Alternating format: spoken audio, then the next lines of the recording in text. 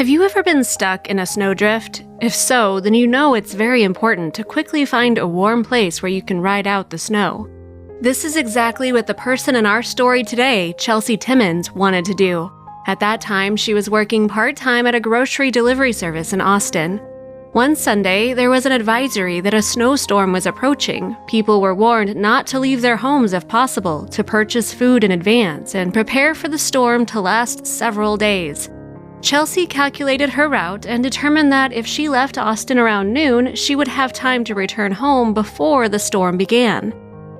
When she had the last address for delivery, she was relieved to think that she had time to do everything she needed to and could already imagine herself at home under a blanket with a warm cup of tea. But approaching the last stop, she noticed the temperature outside was already falling and the whole road quickly turned into a solid sheet of ice. The house where Chelsea had to unload the last delivery was the farthest down the road. The street to it was a steep downward slope. After debating if it would be safer to go by car or on foot, she decided to stay in the warmth of her vehicle, deliver the food, and return home as soon as possible. When the car began to descend, Chelsea was horrified to realize that she could not control it. The car skidded left and right on the road covered in ice. She quickly remembered that the steering wheel needed to be turned in the direction of a skid, not against. However, sometimes even the best driving tactics cannot prevent a collision.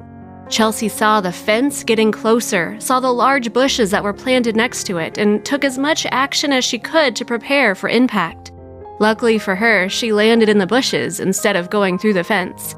She checked herself over for injuries and realized that she was completely unscathed. She then looked in the back of her car and realized that the grocery delivery was fine as well.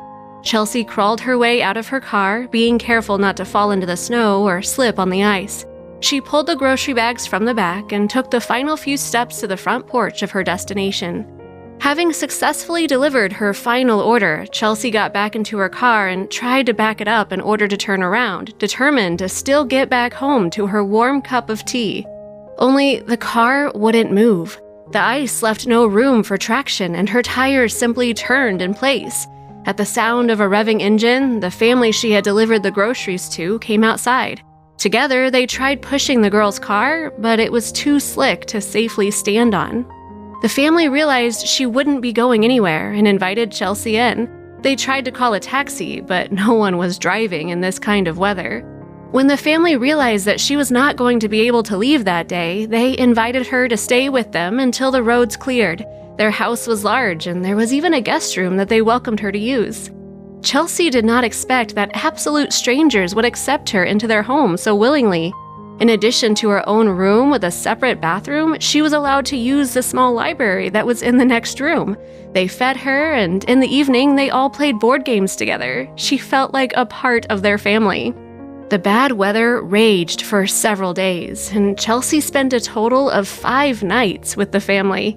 Eventually, the snow and ice started to clear a little, and the street became safe to drive on. Now it was possible for her car to climb back up the hill. Chelsea thanked her rescuers for their hospitality and for treating her with such kindness. Before she left, the family packed a bag of food and emergency supplies for her to take in case she got stuck somewhere else less fortunate. When Chelsea finally returned home, she discovered that the electricity and water had been cut off in her apartment due to the bad weather. If she had gone home that day, then she wouldn't have been much better off than being stuck in her car.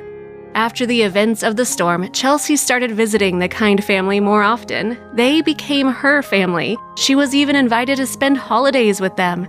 Chelsea still brought them food, not from the delivery service, but in gratitude for taking her into their home and treating her as their own daughter. If you enjoyed this story, please click like, write in the comments what you think about it, share it with your friends, subscribe to our channel if you have not subscribed yet, and do not forget to click on the bell icon so as not to miss our new videos, because we have so many interesting stories for you.